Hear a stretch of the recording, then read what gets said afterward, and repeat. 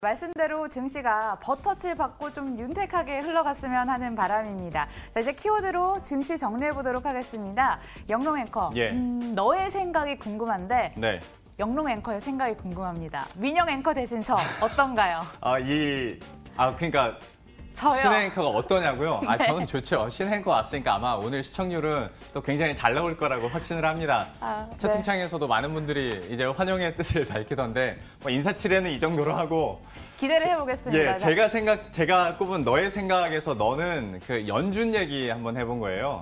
그러니까 8월 들어서 제일 큰 이벤트라고 해도 과언이 아닌 그 잭슨홀 미팅이 이제 이틀 앞으로 다가왔고 그 하루 전에 이제 FOMC 의사록도 공개가 되지 않습니까?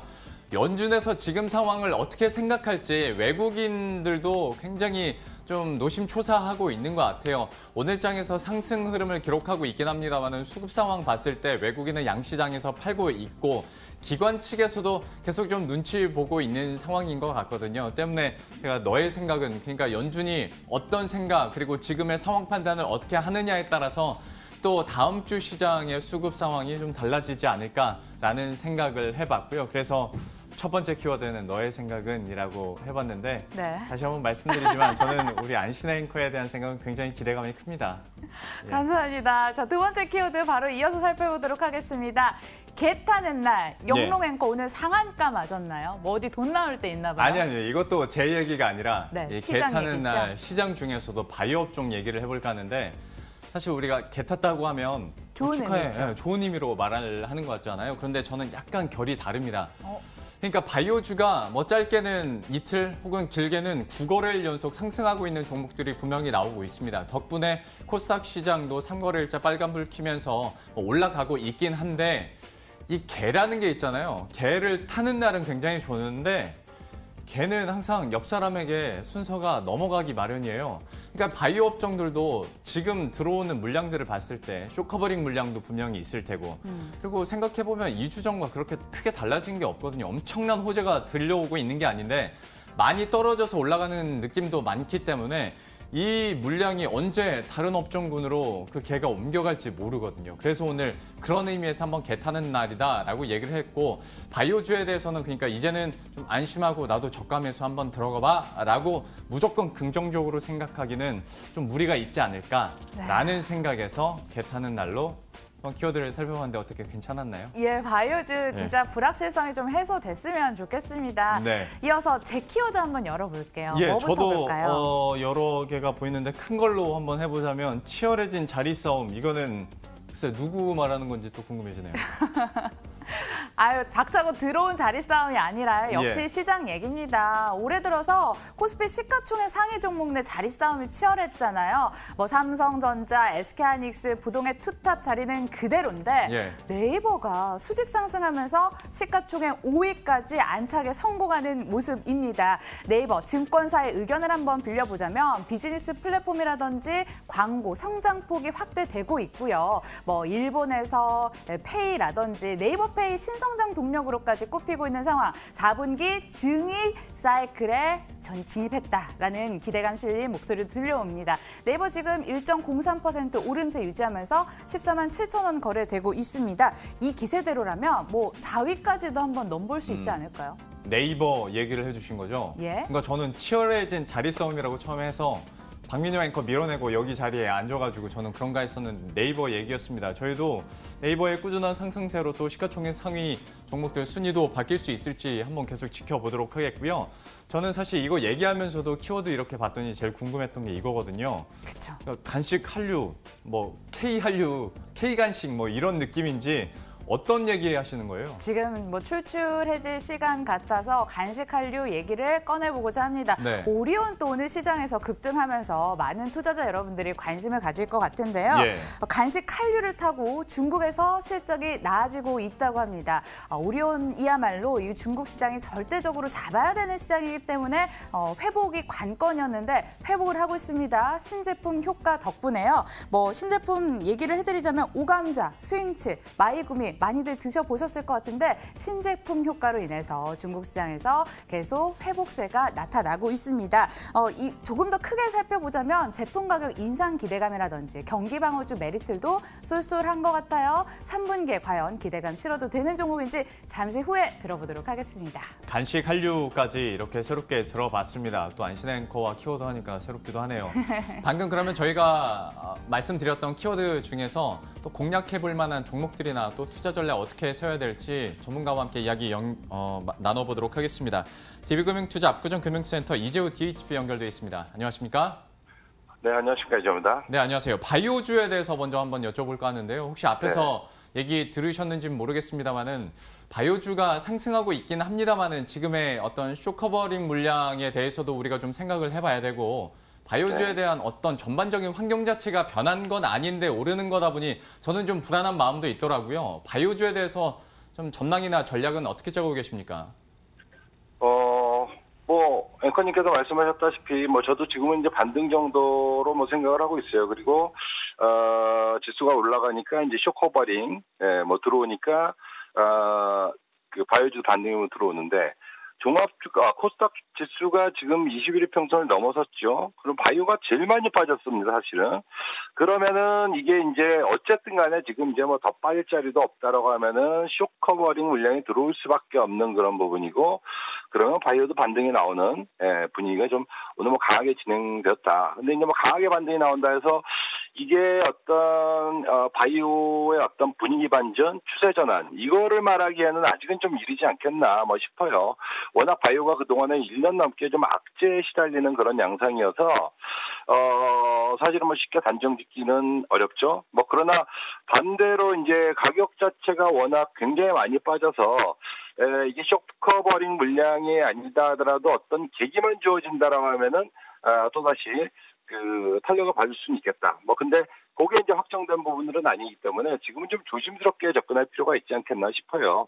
일단은 헬릭스미스하고 메지온 등이 미국의 이제 임상 3장 하반기 여기에 대한 기대가 있죠. 그래서 만약에 그동안에 여러 가지 이제 그 악재들 그리고 기업들의 악재들 이걸로 해서 주가가 많이 급락했는데 헬릭스미스라든가 메지온이 임상 3상에 좋은 결과를 내서 성공하는 그런 시그널이 들어온다 그러면 이거는 바이오 전반의 투자 심리가 아주 확 개선이 될 수가 있거든요.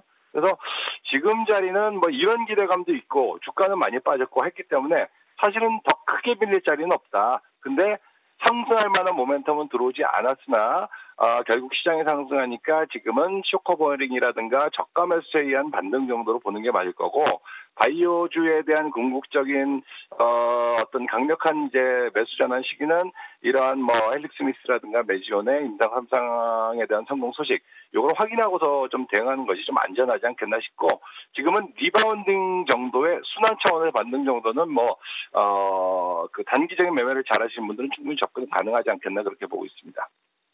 추세의 전환으로까지 가는 건 무리가 있으니까 남은 희망주들 임상 3상이 어떻게 나오는지까지 확인하시고 들어가셔도 늦지 않을 것 같습니다. 자, 이번엔 네이버 이야기로 이어가 보도록 하겠습니다. 네이버의 저점에서 잡으신 분들은 지금 계좌 열어보실 때마다 정말 흐뭇해하고 계실 것 같아요. 그런데 이제 슬슬 현금화 언제 할까 생각도 드실 것 같은데 혹시 생각하시는 목표가 있을까요? 네. 근데 과연 저가에서 잡으신 분들이 몇 분이나 될까라는 생각이 들어요. 근데 이제 올라오면 항상 눈에 띄는 거거든요, 주가가. 그러면 지금 많이 올라왔죠. 많이 올라온 상황에서 더 갈 수 있느냐 없느냐가 이제 고민일 겁니다. 근데 어쨌든 주가는 단순하게 차트로 많이 올라왔다고 해서 못 가는 거 아니고 많이 빠졌다고 해서 이제 올라간다는 것도 아닙니다. 그러면 네이버에 대해서 고민을 해보면 네이버는 실적도 괜찮은데 지금 이제 전자상거래 광고라든가 인터넷 비즈니스 이쪽에 대해서 계속적으로 이제 좋은 어떤 성장세와 실적을 이제 보여주고 있는 그런 상황에서 시장의 어떤 패러다임 시프트가 이제 바뀌어 있죠. 바뀌어 있는 상황이라 한다 그러면 결국 이거는 성장주로 볼 수가 있는 거죠. 시장에서 어제도 잠깐 말씀드렸습니다만은 가장 큰 문제거리가 내부적으로는 성장에 대한 어떤 상실 부재다라고 이제 볼 수가 있어요. 그러면 패러다임 시프트가 바뀐 그런 상황에서 네이버의 어떤 향후의 전망은 지금 현재 실적도 잘 나오고 있는 그런 상황에서 좀 이제 뭐 성장주로서 부각이 더 주가 상승을 부추길 가능성이 있지 않겠나 뭐 그렇게 보이죠. 그래서 보유하신 분들은 저는 당연히 뭐 6개월 이상 좀 끌고 가는 게 맞지 않겠나 그렇게 생각을 하고 있고요.